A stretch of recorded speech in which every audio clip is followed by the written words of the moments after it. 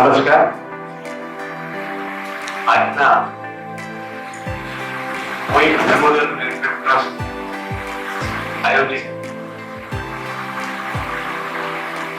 Scholarship અને મોટિવેશનની અંદર ઉપસ્થિત આજના અધ્યક્ષ શ્રી ચિરાગભાઈ ઠાકોર, આજના ચીફ ગેસ્ટ કેવી ગ્રુપમાં આપણા અસંશય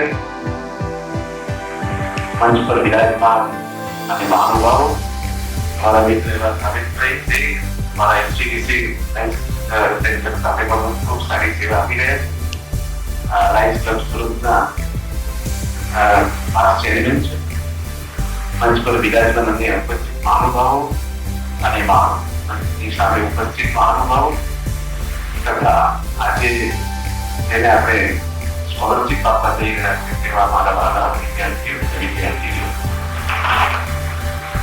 સૌપ્રથમ હું આ ગોઈંગ વેટરનરી ટ્રસ્ટને ખૂબ અભિનંદન પાઠવું છું કે 2008થી આ શરૂ થયેલું ટ્રસ્ટ અને જેનું 2012માં રજીસ્ટ્રેશન થયું ત્યારે ફક્ત 1 લાખ રૂપિયા જેવી રકમથી શરૂ કરીને સ્કોલરશીપ આપવાનું કાર્ય જે ચાલુ કરવામાં આવેલું તે આજે 1 કરોડથી ઉપરની રકમ આ સ્કોલરશીપ તરીકે આપવામાં આવે છે.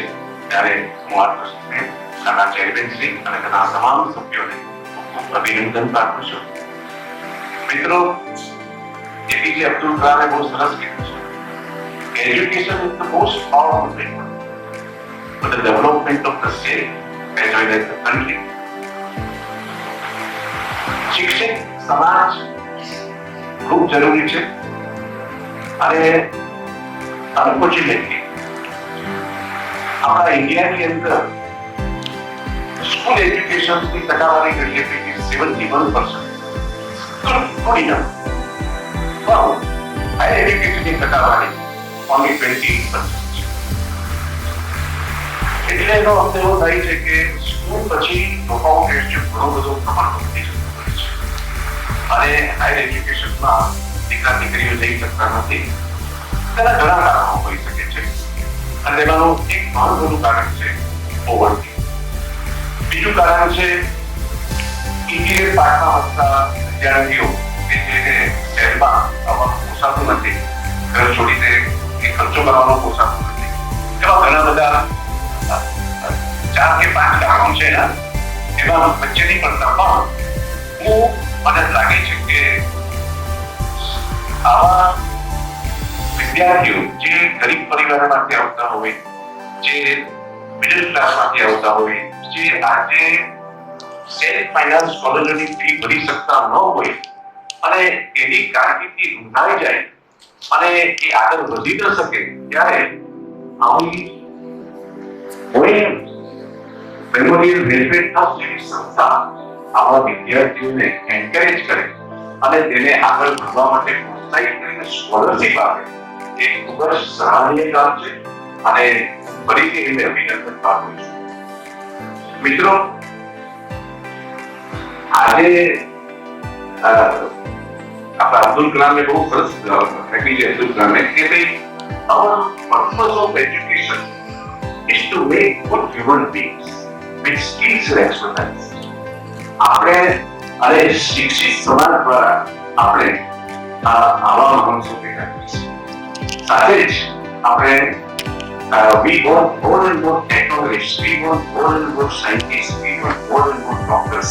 અને એ દ્વારા આપણે અત્યારના આ હાઈ એજ્યુકેશનનો રેશિયો છે એ ઓછો છે ત્યારે આપણી તમામ ઋતુઓને અને મુસ્લિમોને કે કોઈ પણ જાતના ભેદભાવ વગર તમામને આ બધી સેવાઓ, એ ડોક્ટરને લગતી સેવા હોય, એ એડવોકેટની સેવા હોય, એ સાયન્ટિસ્ટની સેવા હોય, એ કારણ કે આપણે ટેકનિક્સ જાણકારીને એની અંદર શોષણ કરીને અને નિયતથી અભ્યાસ કરીને લોકોને છેતરવાનું કામ કરે છે. તો એ પણ એક દુઃખની વાત છે. તમે હાઈ એજ્યુકેશન જાઓ પણ પોઝિટિવલી જાઓ, એક સારું જીવન જીવી શકો, તમારા કુટુંબનું સાથ થાય, તમારું કુટુંબ જે જીવન જીવે છે તેના કરતા સારું જીવન જીવી શકે અને એ રીતે એને પોઝિટિવલી વર્ક કરવાનું થાય એ સારી પ્રક્રિયા થાય. સાથે જ આ દેશની અંદર અત્યારના તમે જાણતા હશો કે જો આપણી 140 કરોડની વસ્તી માટે 80 કરોડ લોકોને રેશન આપવામાં આવે તો ઇટ મીન્સ કે આપણી પરિસ્થિતિ એવી છે. ત્યારે એક ભણેલા ગણેલા સમાજની એક જવાબદારી છે કે હું ભણું, બીજાને ભણાવું, એ સમાજનો ઉપયોગ થાઉં અને આપણું જે બિલો પોવર્ટી લાઈન દેશો છે એ કઈ રીતે હોવું એ માટે પ્રયત્નશીલ થવું જોઈએ. નેગેટિવ્સમાંથી પોઝિટિવ કેસમાં આવવું જોઈએ અને સાથે સાથે ઘણા બધા જીવનની અંદર માનું છું ત્યાં સુધી એથિક્સ, મોરાલિટી, સ્પિરિચ્યુઆલિટી, હ્યુમિનિટી આ બધું જ ખૂબ જરૂર છે.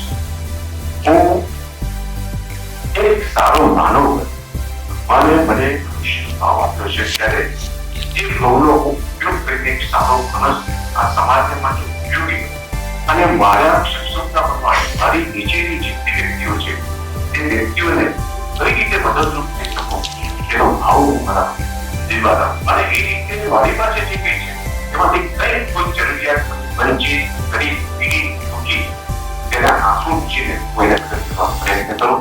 એ જ જીવનનું સાચું લક્ષ્ય હોવું જોઈએ અને એ રીતે આપણા જે લોકો જે ગરીબ, પીડિત, વંચિત, દુઃખી એવા લોકો છે તેને હું કઈ રીતે મદદરૂપ થઈ શકું એ ભાવ હોવો જોઈએ. આપણે બધા જ વિચારીએ છીએ અને હું એક વસ્તુ પણ માનું છું કે education is a part of life.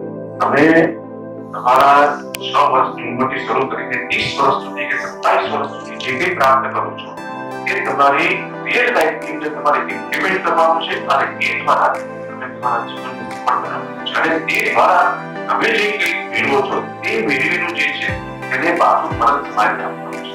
તમે આ કસ્ટમાંથી જે સ્કોલરશીપ મેળવો અને એ સ્કોલરશીપ થકી તમે એક ઊંચો હોદ્દો પ્રાપ્ત કરવા કીધું કે કેટલા બધા લોયર્સ, એન્જિનિયર્સ બધા આ સંસ્થામાંથી બન્યા છે અને એક સારું જીવન જીવી રહ્યા છે. એ પરતનો ભાગ છે તે તમારા પર આ એક સંતે બહુ સરસ લખ્યું છે કે કોઈએ તમારામાં કરેલો અપકાર તમે એને પાણી ન લખ્યું તેથી ન હોય પરંતુ કોઈએ તમારામાં કરેલો નાનો સો ઉપકાર એ આળસથી ધરતી પર નથી.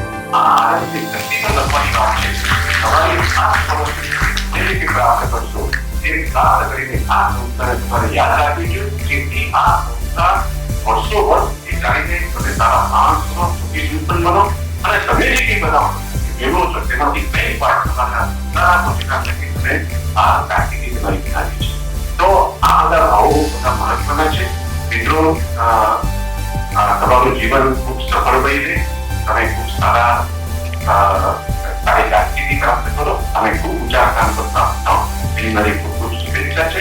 હું તો ભણ્યો છું, કવિતા છે, ખૂબ સરસ કવિતા છે કે મારું જીવન અંજલિ થાતું, મારું જીવન અંજલિ થાતું, ભૂખ્યા દાજે ભોજન બનજો, તરસ્યા ગુંજન તાજો, દિલ દુખ્યાના આંસુ લોટા અંતર કરીને તરાજો, મારું જીવન અંજલિ થાજો, મારું જીવન અંજલિ થાજો. અને હમણાં જ ગઈકાલે રાજ કપૂર સાહેબની 100મી જન્મજયંતિ ઉજવી ત્યારે એક ગીત ખૂબ સરસ છે કે કિસી કી મુસ્કુરાહટોं पे हो निशान, किसी का दर्द मिल सके तो देवता, किसी के वास्ते हो तेरे भी प्यार, जीना किसी का नाम છે. આવું જીવન જીવીને આપણે આપણા જીવનને સાર્થક કરીએ એ અપેક્ષા સાથે હું મારી વાણીને વિરામ આપું છું. Thank you.